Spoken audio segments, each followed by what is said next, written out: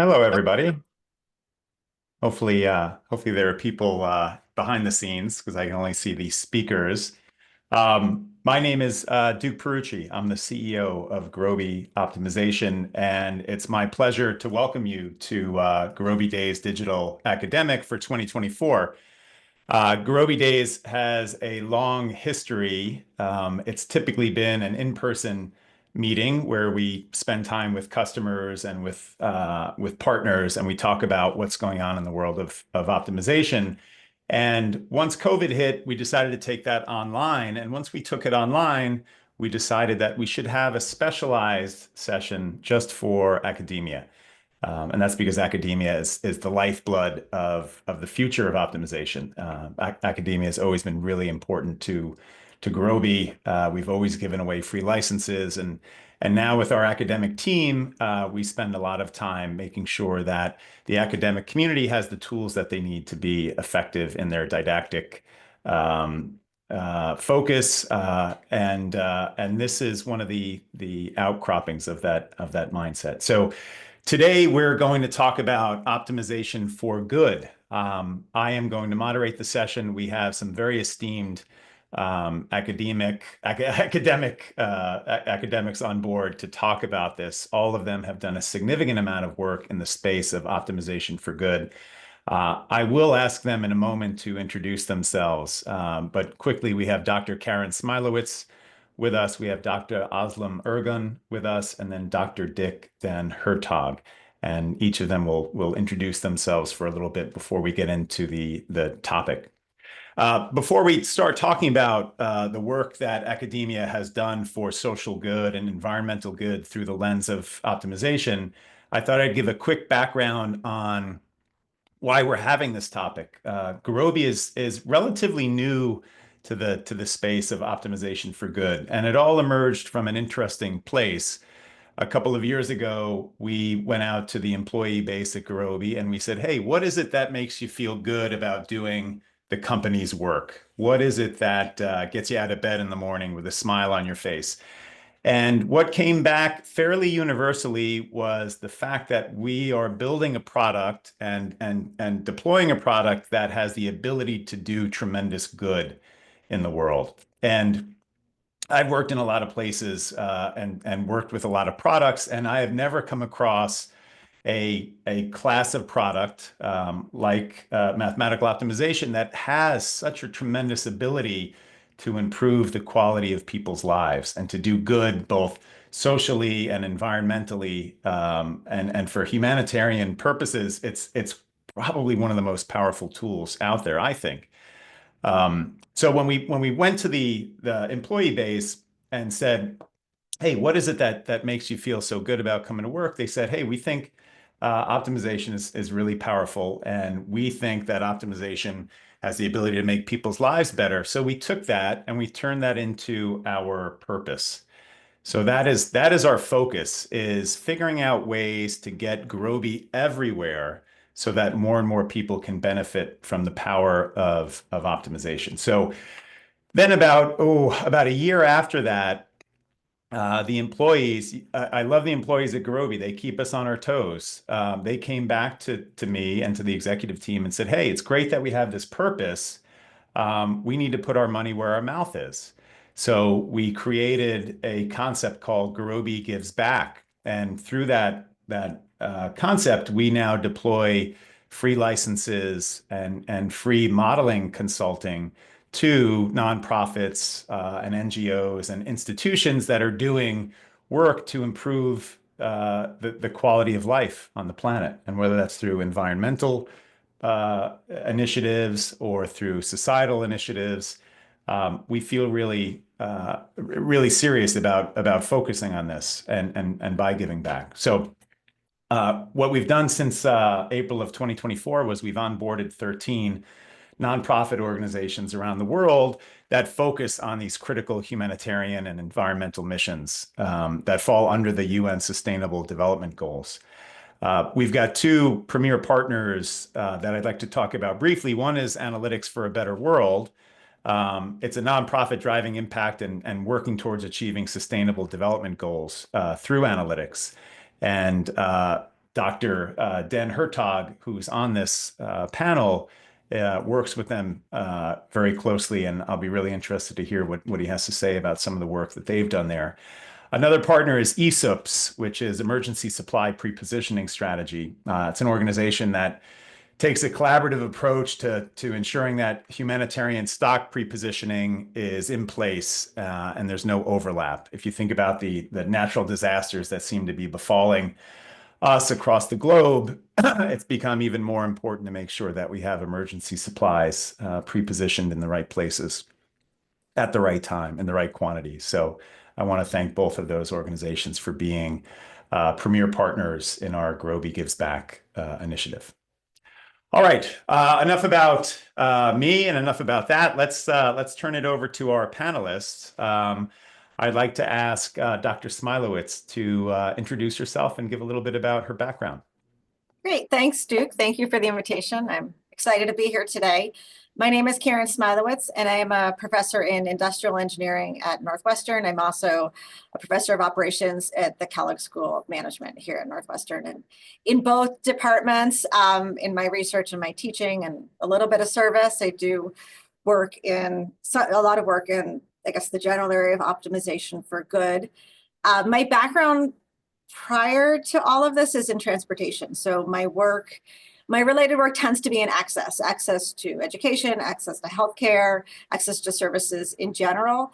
And one of the, we've been asked to talk about a project in particular. And so what I'm working on right now is a lot on the question of access to education, to public education here in the United States. And I think something that's been really interesting is looking back at the history. Duke was talking about recent activities at Gurobi, but it's also been neat to look back 50, 60 years and see the work that our field has played in terms of access to education, both when optimization modeling has hit the mark and when maybe it has not necessarily hit the mark. And so I'm happy to talk about a lot of that today. Thank you for the invitation. Excellent. Thank you for joining us. All right, next, Dr. Dick Den Hertog. Thank you very much, Duke. So my name is Dick Den Hertog. I am a professor of operations research at the University of Amsterdam in the Netherlands, and also a visiting professor at MIT. And I'm also what's called Science to Impact Director of the Analytics for the Better World Institute. So in fact, the Analytics for the Better World Institute, I founded that together with others several years ago. And in fact, the aim of this institute is to develop and to apply analytics and optimization to contribute to the Sustainable Development Goals. So we do a lot together with NGOs. And so the title Science to Impact Director, I think I'm the only one in the world with this title, but that's chosen on purpose because impact is the most important aspect. Excellent. Thank you. And last but not least, Dr. Özlem Ergun. Thank you, Duke. Hi, everyone. I'm a professor at Mechanical and Industrial Engineering at Northeastern University. I'm a professor of industrial engineering. And so a little bit of my background, I was lucky to start my academic career at Georgia Tech.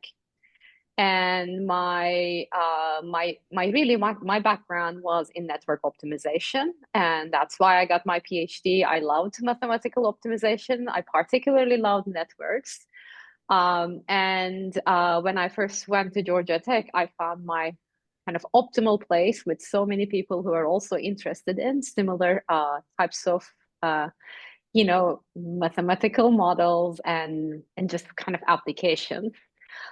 So I have done a lot of work in logistics and transportation. Karen and I used to be roommates at transportation conferences, so we go way back. She's a dear friend, and I was lucky at Georgia Tech to have a group of basically two people, Pınar Keskin-Ocak and Julie Swan, who were also very interested in taking what we did, both for kind of academic purposes, but also for the commercial sector, and applying the knowledge to doing societal impact and societal good. So there we started a center called Health and Humanitarian Systems. And through that, we have done, I think we've done a lot in terms of trying to both get the academics interested in this field, but also go and really talk to the organizations, the nonprofits of this world, to kind of bring them the understanding that mathematical optimization, mathematical modeling could actually help in a big way in their businesses as well, in their operations. So I spent like kind of the early years of my career knocking on a lot of doors and like really trying to explain what we did and how it could be helpful.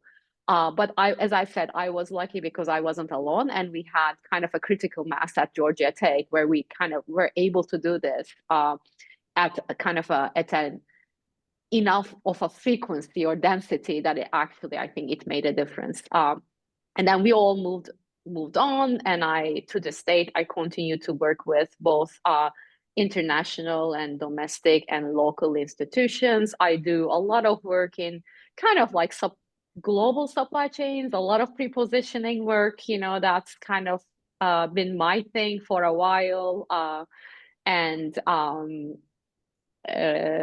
I also work with kind of on the health system side as well. That I think one of the projects that I did more recently that really gave me a lot of joy was the work I did with the Secretary of Elderly Affairs in the state of Massachusetts, where we, during COVID, where we actually developed a platform which ran an optimization model in the background for matching basically medical staff to elderly facilities around the state for more than 16 months. So I'll stop here. Mm-hmm. Wow. That's great hearing that story. We at Gurobi, we look through some of our case studies from time to time, and I like the way you described how it brought you joy. We have one of the case studies we have here is about the UN using optimization to get nutrition to people in the Horn of Africa right before a critical moment when their health state changes, and to hear that story and to hear about how children's lives are being saved through something as simple and complex as optimization really does bring us joy, and it really makes us feel good about the work that people are doing with optimization. Thank you for that. All right, Dr. Smilowitz, I'll fire the first question at you. Can you talk a bit about a specific project where optimization has made an impact either societally or environmentally or through a humanitarian lens? And just talk a bit about the challenges, right? Because these projects always have challenges. Maybe you can talk about the challenges and how you or your team were able to overcome them. Sure. And so I'll talk about access to public education in the US, because this is what I've been working on a lot recently. And I'll start where it's had an impact, not in my own work, because I was not doing this 50 years ago, but others who were. So in 1954, Brown versus Board of Education ruled that segregated schools in the United States was unconstitutional. And so the operations research community became engaged at the time. And so, Duke, I thought about Gurobi Gives Back, because if you look at these early papers, one thing you'll notice is that the researchers that worked with the school districts had a budget. And back in the late 50s, early 60s, what a budget meant was you had to rent computer time to solve these models. So at that time, they were not solving any IPs. These were all linear programs, but they could do that. And there's some pretty amazing work that folks were doing, not with the school districts, but with the families who were trying to fight for equal access to schools for their kids. And they did not have budgets to do this. And so it's really interesting to think about how, what you were saying, Duke, about the access to optimization and the ability to solve these large problems is really important. And it's actually really neat, because if you look so what happened at Berkeley, and I'm happy to drop this in the reference of the link later, it was two professors at Berkeley who were working with families to show that there in fact were solutions, because the community was saying, no, the residential desegregation or segregation is such that we can't have desegregated schools and it's just going to stay the way it is. And they used optimization to show that there were feasible solutions. And the attorney on behalf of the district said, oh, they use this linear programming and we don't know what that is. And so it was great. And so now, fast forward to 2024, well, actually this started in about 2020. A lot of communities are dealing with the fact that the way schools were desegregated in the 50s and 60s put the burden of busing on students of color, right? So what was typically done in many districts where schools in predominantly Black neighborhoods were closed and students were bused out to schools in white neighborhoods. And that is what happened here in Evanston. And so as a result, our schools are desegregated, but the access to education is not uniform across students. And so if you look at, I've had students in my classes look at things like what is the average distance to school, and your race and ethnicity plays a large role in that. And so starting in 2020, there was a call to bring the school back to the Fifth Ward, which is the predominantly Black neighborhood in Evanston. And so my research group worked on providing support in this effort. And it's, again, things that are different from way back. It wasn't, here's a solution, you tell us the problem, we're going to give you a solution, but it was, how do you create optimization models that the community can engage with, right? To have them develop the model with us. What are the constraints? What are the objective functions? What is feasible? What is not? And as you can imagine, our neighborhoods are still somewhat segregated. And so there's no silver bullet solution, right? There's going to be trade-offs. And so being able to reconfigure models quickly and show a ton of solutions. And that's what we've been working on. And it was approved and the school is opening in 2 years. Wow. Wow. I think it's great how you brought them into the process, right? Because optimization does look a little black box-ish.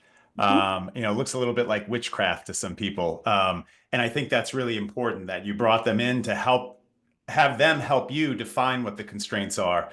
It just gets a little more buy-in and it makes it a little more explainable. I think explainability is a big thing that we grapple with in the space. And it's interesting because I presented this work and people will say, well, can't you, there's certain decisions of like, once the school is open, you may close the school. And people will say, well, you can make that an endogenous, that variable of the model, and the model tells you. We'll say, no, that's not what you want. What you want is to consider closing every school and have the community decide. And so that's a really interesting trade-off where you put your academic hat on and you say, I want the most complex, powerful model that can do it all. But that's not what you need in public sector work. You need the community to look at all of the options. That's great. Definitely a difference than compared to the work we see in the commercial space. In the commercial space, it's let's just build the most complex model because that's going to give us the most robust answer. And in the real world, sometimes that's not the way to go. That's not the way to be successful. Great. Thank you for that.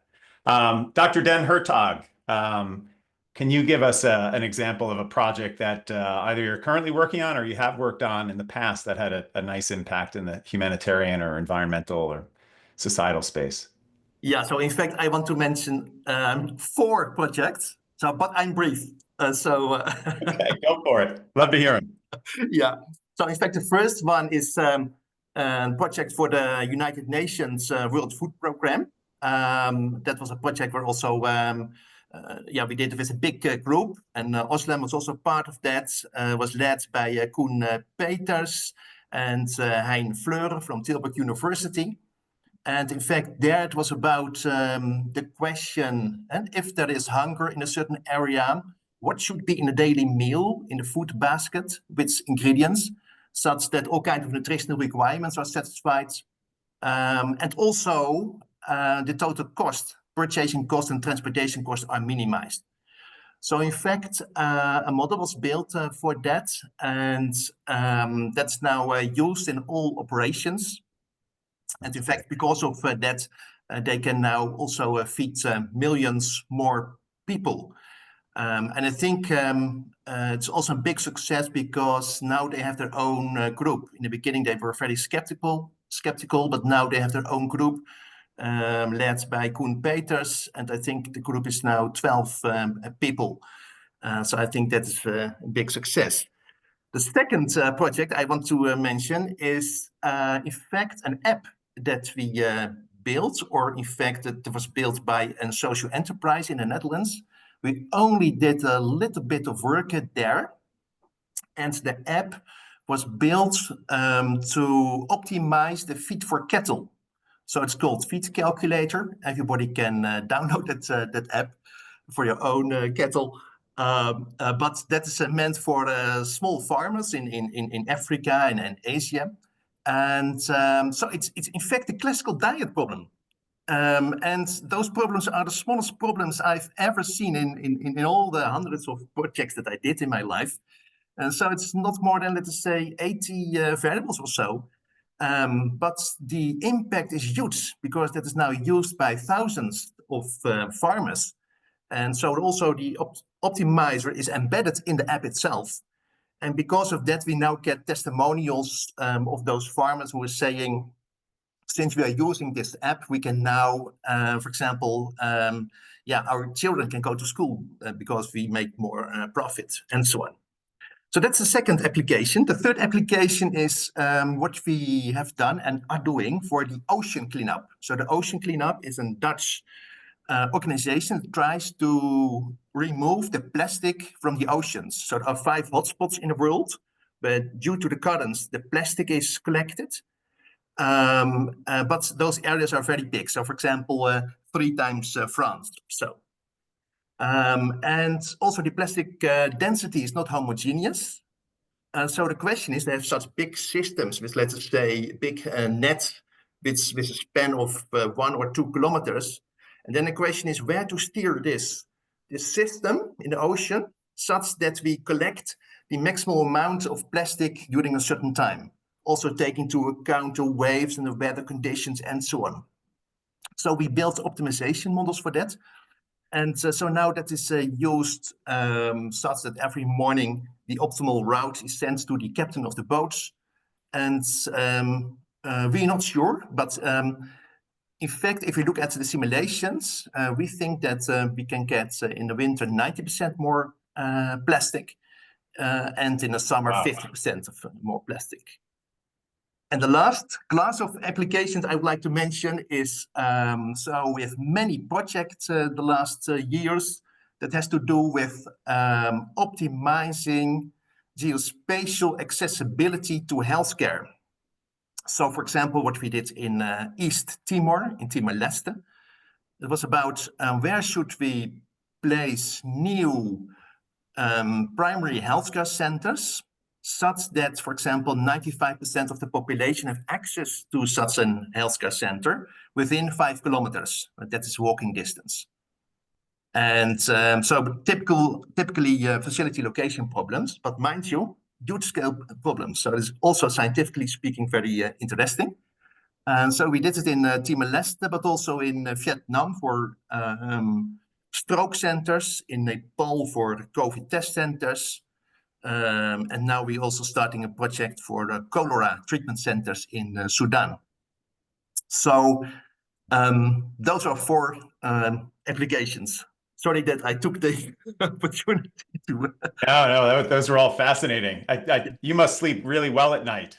You're doing a lot of good for the planet. And Yeah, I have to say, I'm glad to hear that there's a sophisticated analytics underpinning the cleanup of the ocean, because it's I read an article on it, and you describe it perfectly. The scale of these seas of plastic are the size of multiple countries, and it's almost unfathomable how you could actually take a dent out of that. But it's nice to hear that optimization is helping us to do that. Yes. Excellent. All right, Dr. Ergun, can you give us a project that you're either currently working on or you've worked on in the past that you really would like to share with us? Sure. I mean, I think WFP, the World Food Program engagement that I had for over a decade and a half, is one of the most successful, I think, works that I've done. But Dick already talked about it, so I won't get into that. So I do, as I said, I do a lot of supply chain related work, both in prepositioning, but also understanding kind of resilience in terms of both responding to an event, but also mitigation and hardening of your supply chains, like kind of understanding uncertainty, building a risk profile, then understanding vulnerability given the risk profile in that supply chain network, and building all of that into kind of interpretable kind of tools with the right organizations. But let me not talk about that.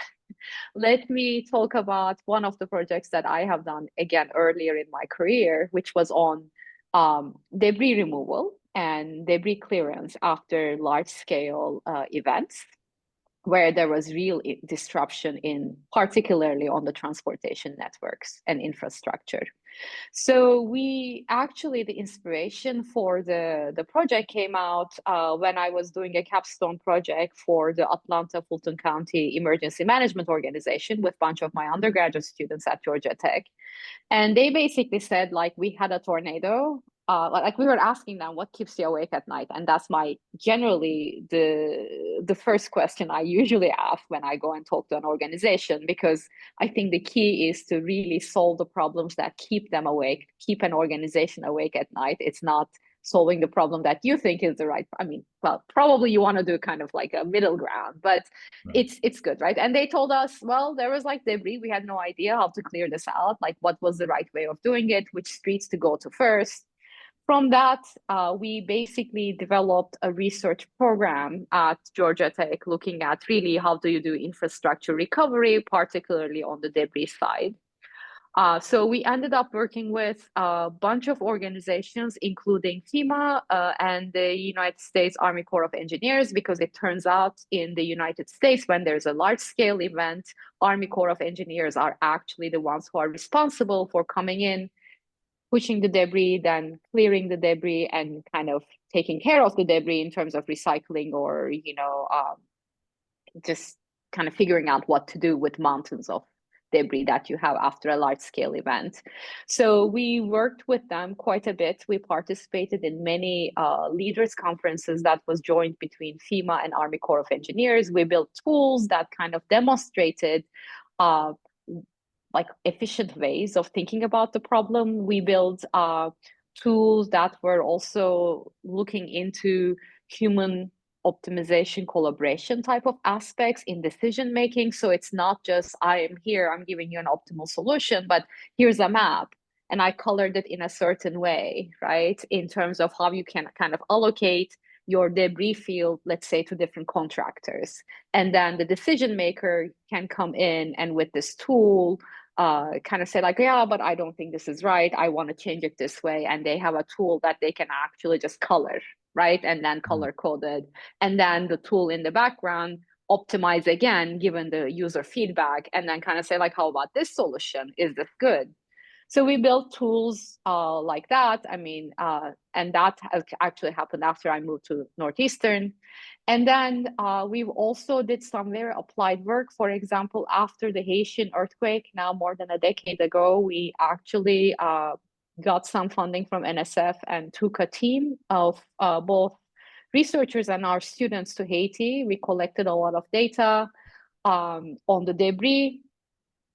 We came back, we collaborated with the Army Corps of Engineers, who were actually in charge of doing a lot of the debris work in Haiti at the time. We even ended up writing, New York Times op-eds, which got a lot of heat, saying like, if the operations go on like this, we ran the numbers in our models, and it will take about 30 years, which was not a bad estimate, unfortunately, as we're finding out now.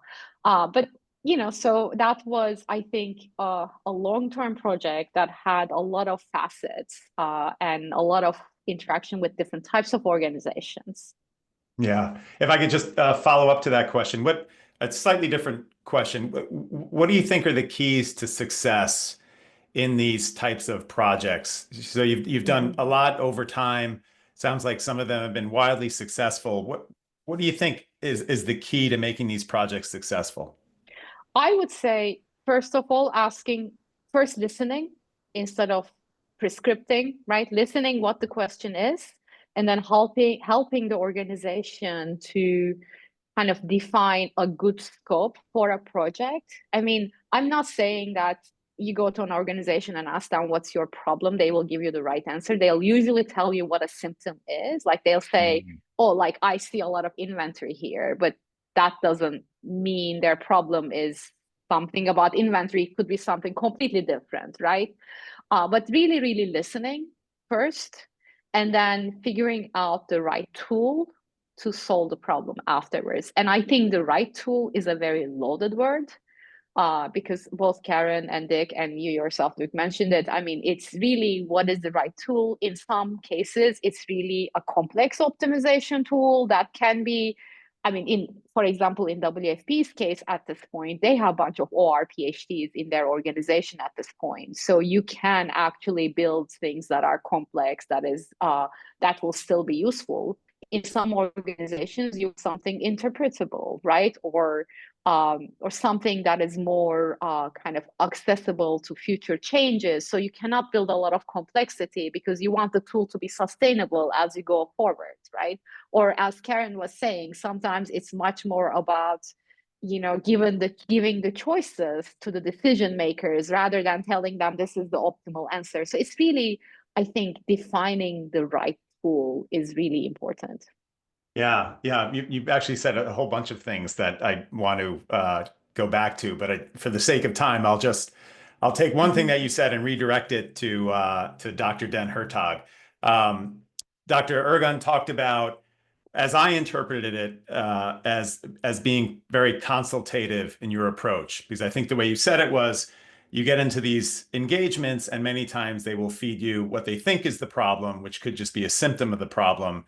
And that's going to require you to really put on your consultative hat and to go into a discovery process, right? To really understand the levers in that equation. Do you have a perspective on that, Dr. Den Hertog? How do you, because in some of these situations, you're not experts in the problem type, right? But you've got to figure out what that problem is to better solve for it. How do you do that? Yeah, so I think that's a very, very, very important point. And in that sense, I'm very glad that I really had a very strange career, because after my PhD, I've worked for a consultancy company, an optimization consultancy company in the Netherlands for 7 years.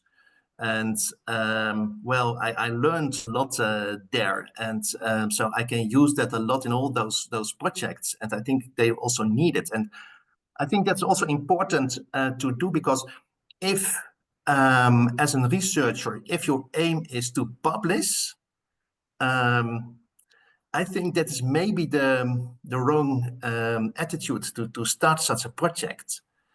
So at least my aim is to really have impact. And if I can publish, and yes, I can do that sometimes, then of course I do it.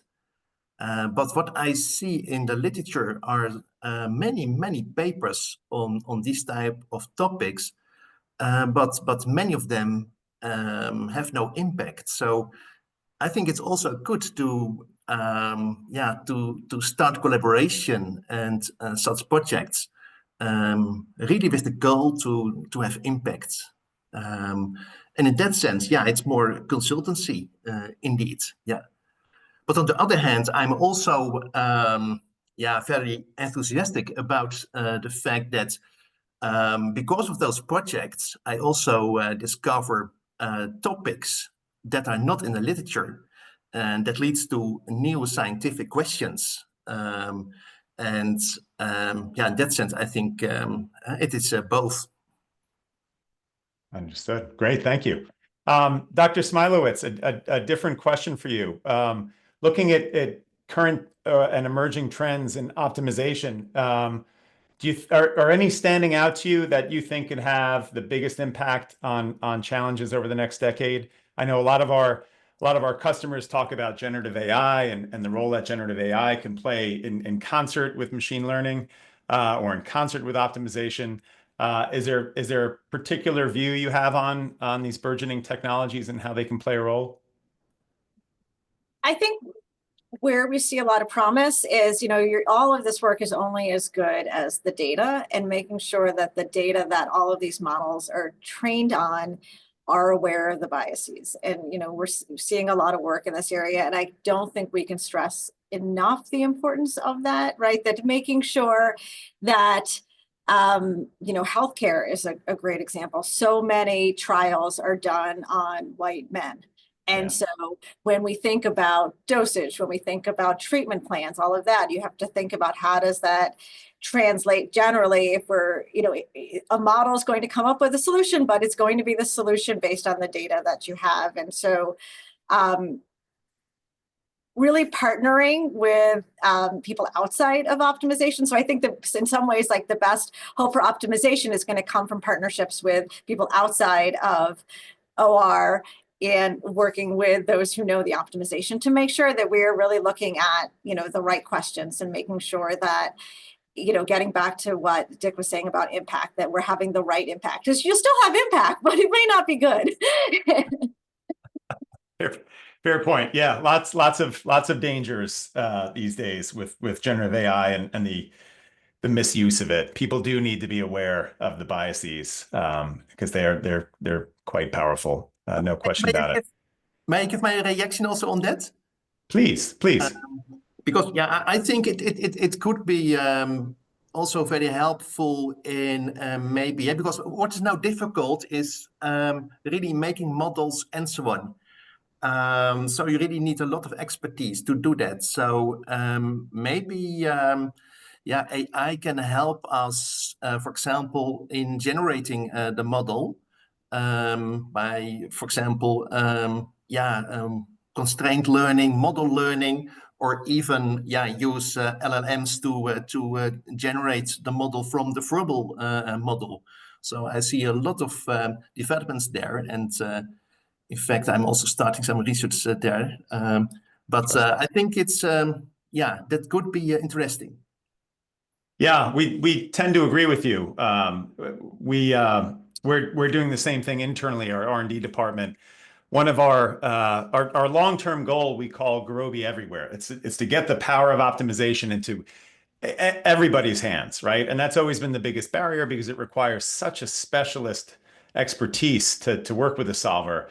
And we'd like to think that maybe not right now, but maybe in a few years, generative AI and LLMs could be used to build a model for you, right? And it might not be the most complex model, and it will probably need some tweaking, but yeah, we do think that that this is a good thing for the democratization of optimization. So it's nice to hear that you're starting some research. But what I see, the problem is now is that in fact LLMs can in fact develop models for questions that you're asking the students, for example, so examination questions.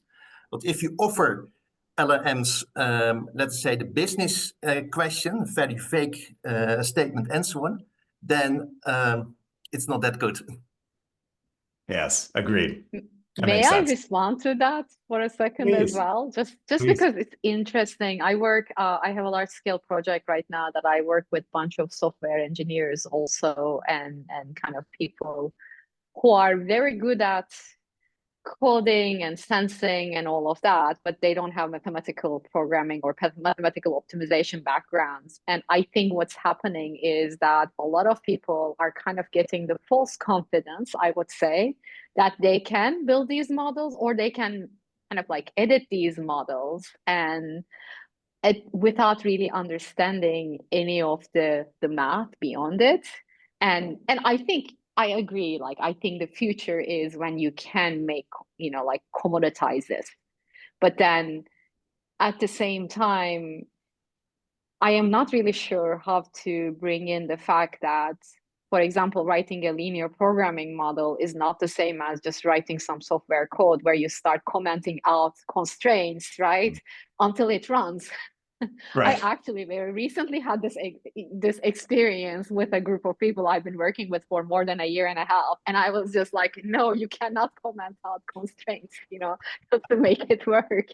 So I think there is like that kind of a challenge there, which is like we're all for kind of making it available for everyone without the right background, but at the same time, how do you also just make sure that at the end what is getting done is actually correct, especially if they're applying that for an important problem, right? Yeah, yeah. Unbiased and unbiased, as Karen is saying also. Great point. Great point. All right. I have one more question from me, and we have a few really, really nice questions in from the attendees. So last question that I will ask, and then we'll get to the group questions. How and feel free to just jump in and answer it. I won't direct it to any of you. How do you prepare students to tackle global challenges using optimization?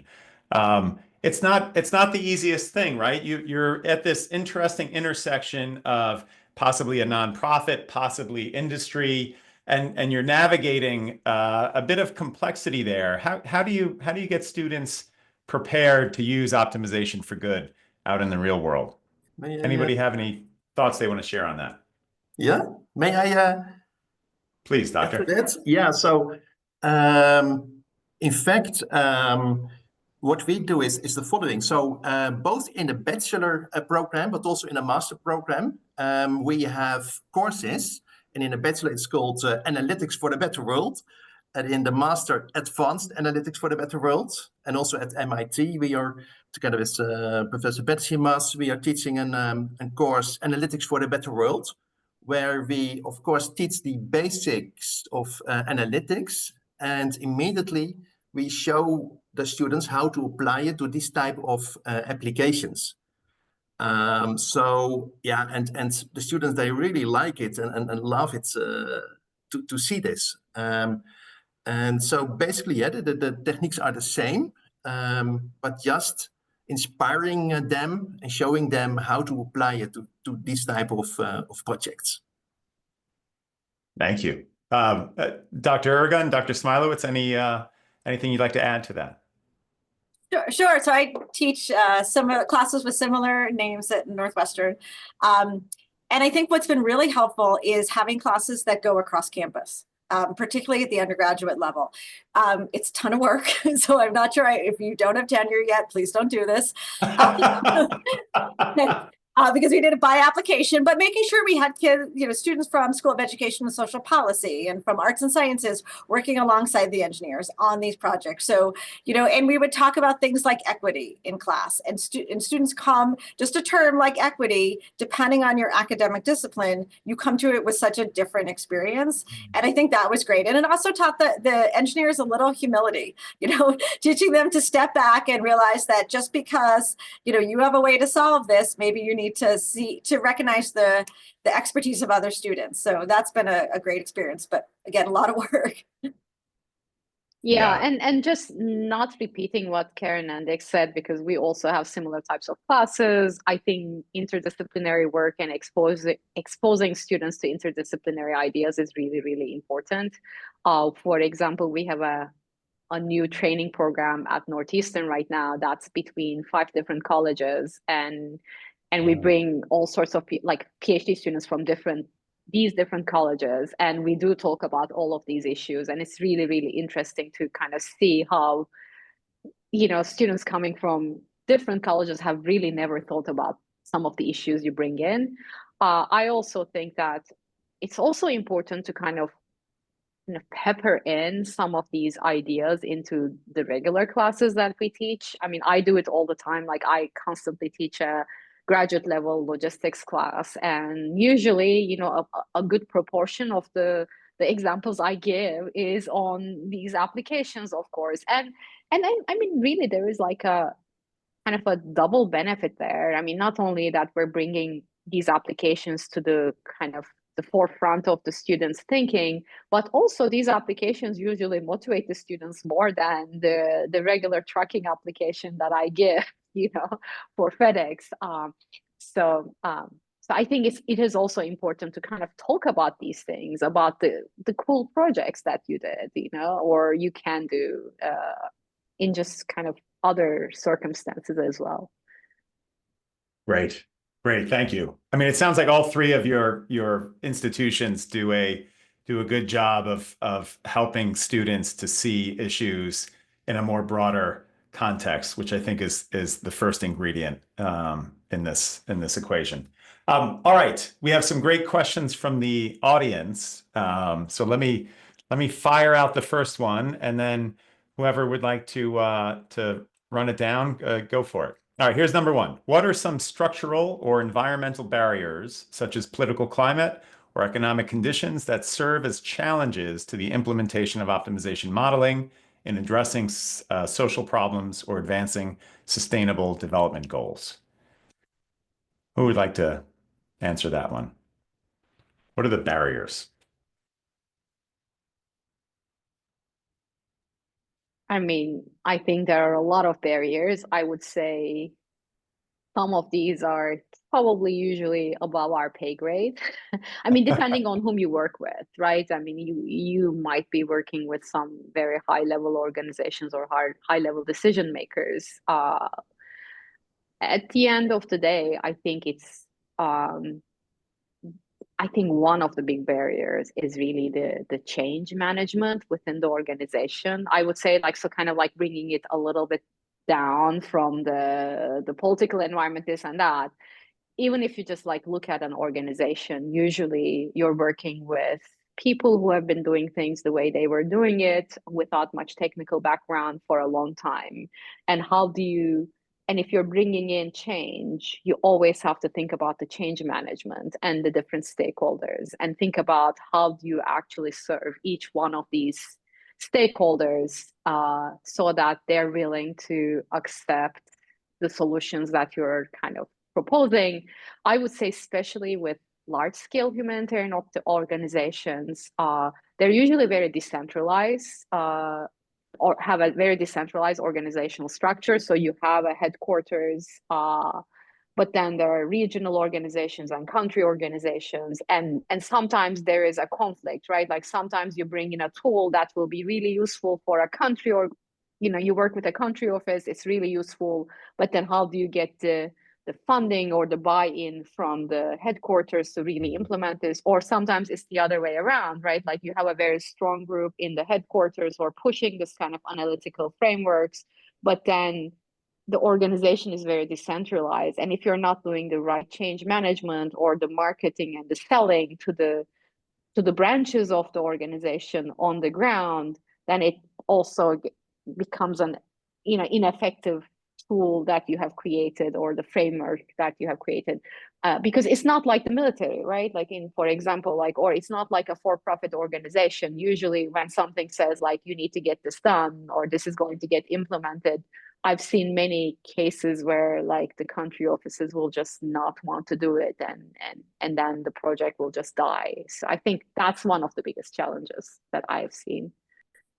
Yeah, I wouldn't disagree with you. I would argue that change management is, I don't think people give it enough credit. It is extremely challenging. Even in commercial organizations, we've seen applications get deployed, and because of some sort of political behind the scenes issue or something else, it doesn't get adoption.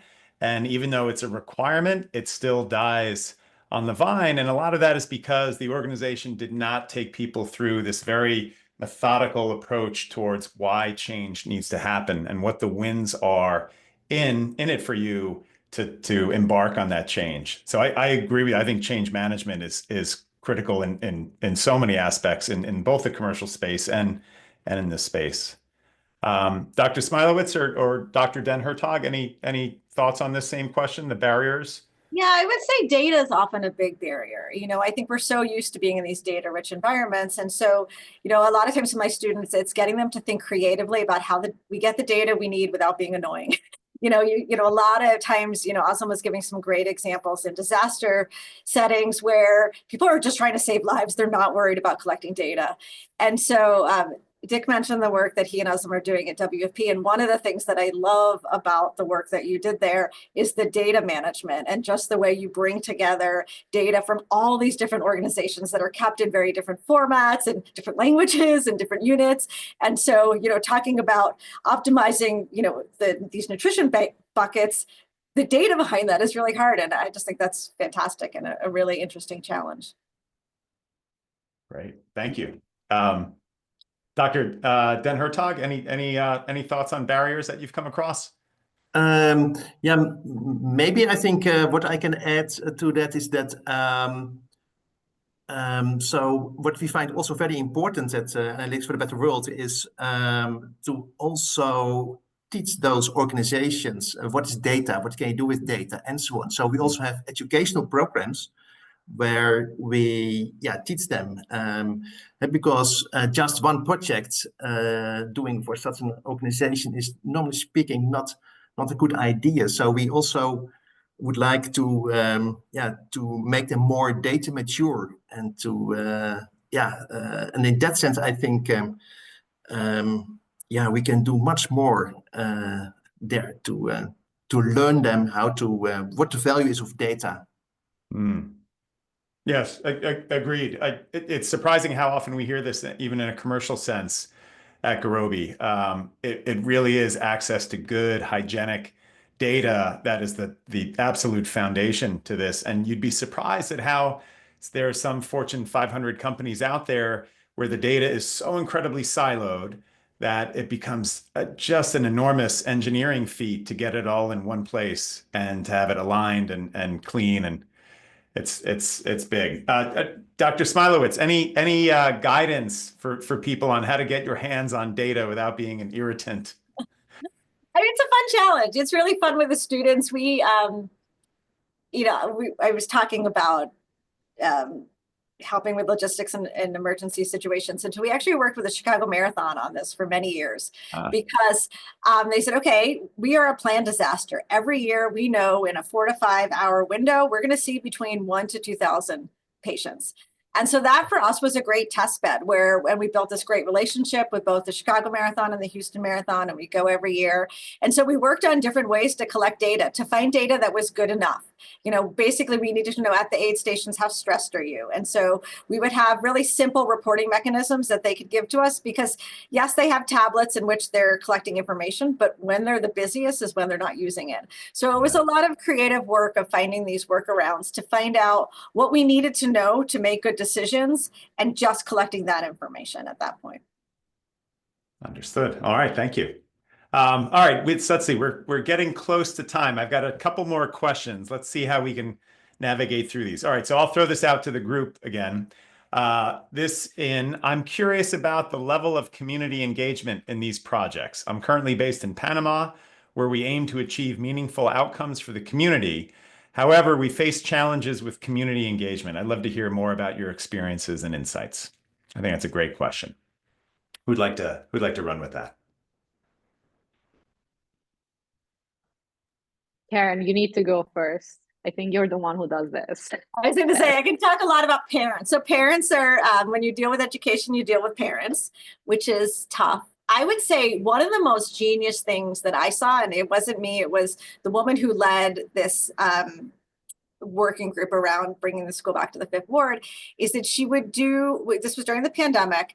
And so and I'd say this, we do have Q&A and chats, but she didn't have Q&A and chats and only let people react to prompts, because sometimes what happens is these really dominant voices overcome the discussions about schools. And this was really about trying to make sure that some of the voices that have not been heard traditionally in discussions about schools and these big critical investments are heard. And so you just have to be really intentional about the way that not only you present material, but present information, but also the way you receive it. And I thought that was really great because it really gave us a way to see how the community was doing and making sure the focus groups were in fact focused, that we made sure we had, English language learning families and families in the Fifth Ward. And I think it's really important because otherwise, yes, there can be a lot of dominant voices. Yeah. Yeah. All right. Thank you. Any other thoughts? Or should I fit in one more question?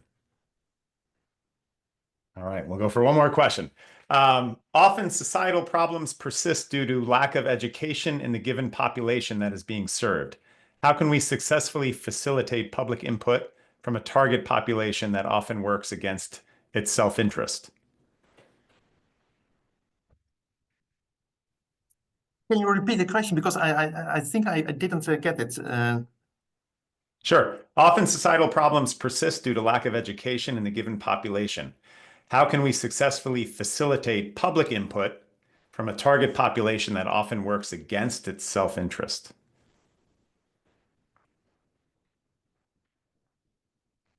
Any thoughts on that one? Again, I would say this is probably a very loaded question above our pay grade.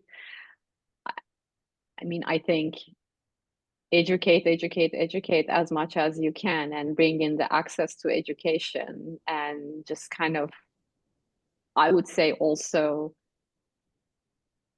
I would also suggest to approach the population with humility. I think we also sometimes think that, oh, why are people doing this? You know, it just doesn't make sense, right? I mean, that's just against their benefit. But then we also really need to understand why they are voting in a certain way or why they're choosing to act in a certain way. And there is actually, if you approach it with humility, then you do understand that there was some logic in the action, right? So I would say really understanding behaviors and approaching it with humility is really, really important.